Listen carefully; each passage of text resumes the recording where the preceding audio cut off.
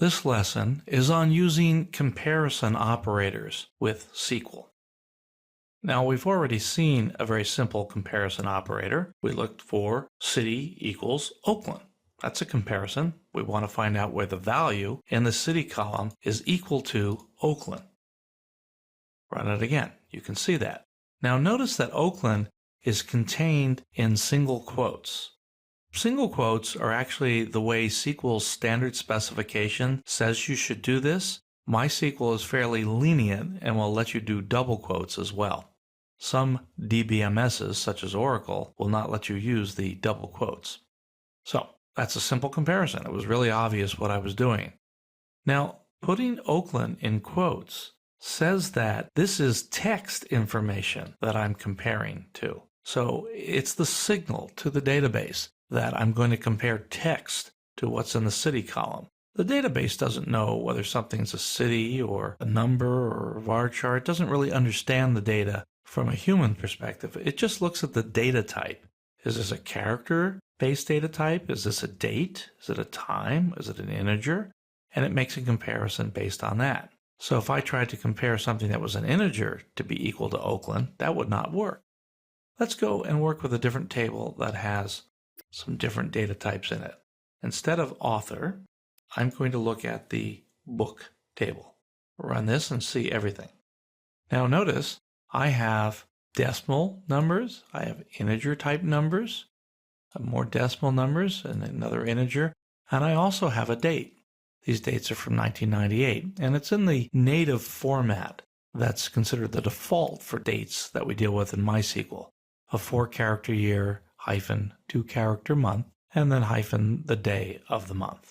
So we can use that to ask questions about this data. Let's go ahead and do a comparison on the year-to-date sales. Okay, you can see I've got quite a different amount of books being sold. Let's look for things that are more than 5,000. To do this, I use the where clause again.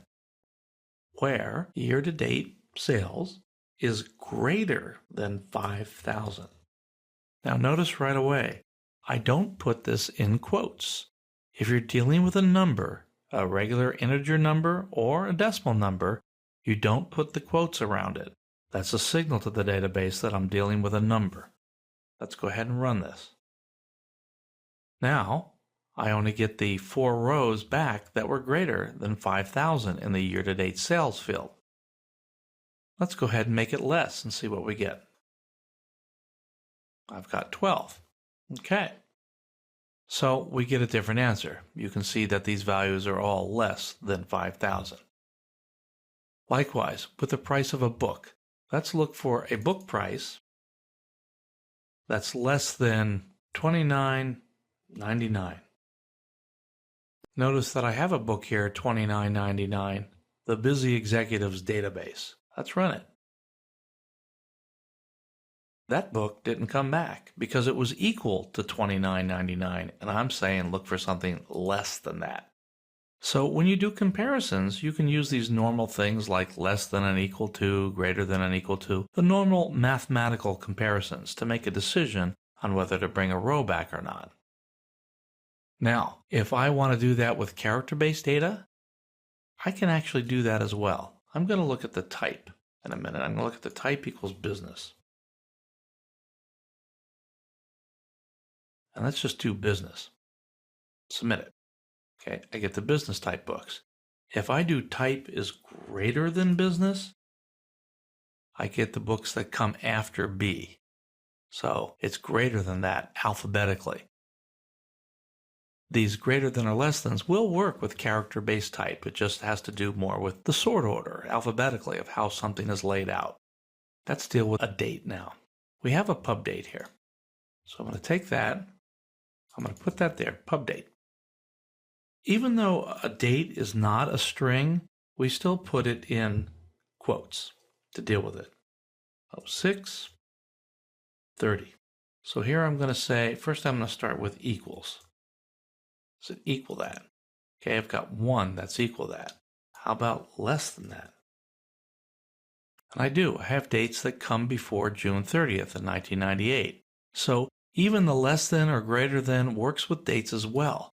And there's some complexity here. It's smart enough to know about leap years and the years across the centuries and all that. It figures it all out internally. We don't have to worry about it. You may remember the Y2K problem back in 2000. That's because many programs at the time were written with handling dates that didn't have a specific date data type, and they didn't handle things consistently.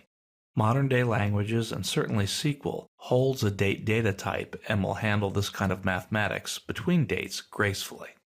All right, this ends our lesson on doing some simple comparisons.